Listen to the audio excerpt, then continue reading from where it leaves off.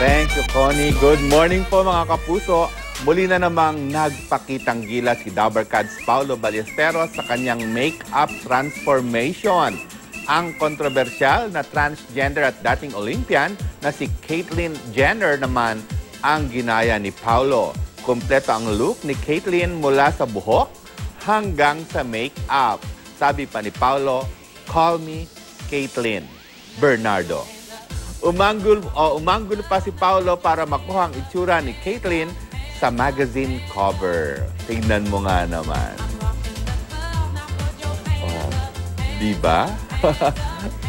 At ito pa, effective sa kanyang pagganap bilang Althea sa telebabad soap na The Rich Man's Daughter ang aktres na si Glyza De Castro. Kaya ayon kay Glyza, madalas ay may nanghihingi ng love advice sa kanyang social media accounts. Pag-amin pa ng aktres, may ilang kapwa niya babae ang nagpapakita ng interest na at gusto siyang ligawan. Flattered naman si Glyza. Nakikita niya raw itong inspirasyon para pagbutihin pa ang atake sa kanyang karakter. Ayun.